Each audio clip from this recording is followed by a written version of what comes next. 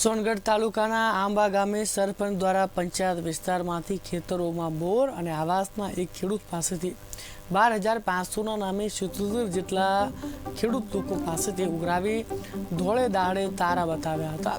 જોકે 8 માસ જેટલા વીતી જવા છતાં બોર ના આવતા લાભાર્થીઓએ તાલુકા પંચાયત હાલના પ્રમુખના દ્વાર ખખડાવ્યા હતા। જોકે તાલુકાના ચૂંટાયેલા આગેવાનો દ્વારા મધ્યસ્થ થઈને 18 દિવસની બાંયધારી માંગી લખાણ કરી જવાબદારી સરપંચ દ્વારા સ્વીકારતા ભોગ બનનાર ખેડૂતો દ્વારા હાલ પૂરતો મામલો શાંત પડ્યો હતો।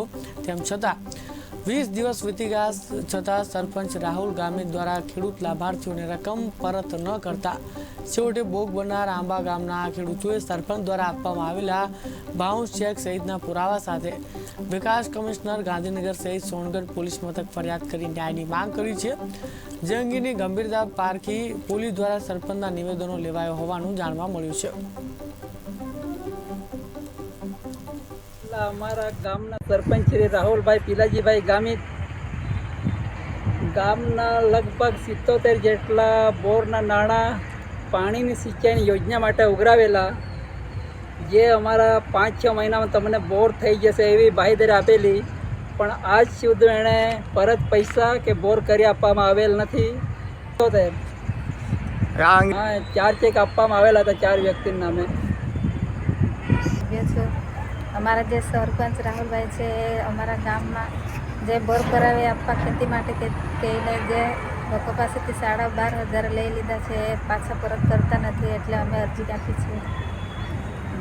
એમ આવાસ માટે લીધા છે, એક લાભાર્થી પાસેથી 10,000 ને લીધા છે, પાછા આપતો નથી। આવાસ સરપંચ સાથે વાત કર્યા કરે, તારીખ પર તારીખ આપ્યા કરે। સરપંચ શ્રી પીલાજીભાઈ રાહુલભાઈ પીલાજીભાઈ ગામિતે અમારા પાસેથી પૈસા એક સિંચાઈ યોજના માટે સ્કીમ છે અને તેના માટે 12,500 રૂપિયા એમ કરીને એણે ઉઘરાવ્યા, પરંતુ 1 વર્ષ થઈ ગયું પણ હજુ સુધી કોઈને નાણાં કે બોર કરી આપ્યા નથી।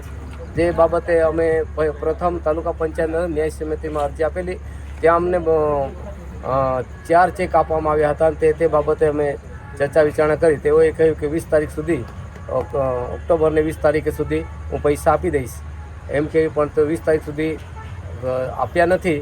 જેથી કરીને હાલ અમે તાલુકા પંચાયતની અંદર પોલીસ સ્ટેશને અરજી આપી છે અને સાથે આગળ કલેક્ટરમાં એક અરજી આપી છે અને આ રીતે અમે કાર્યવાહી કરી છે।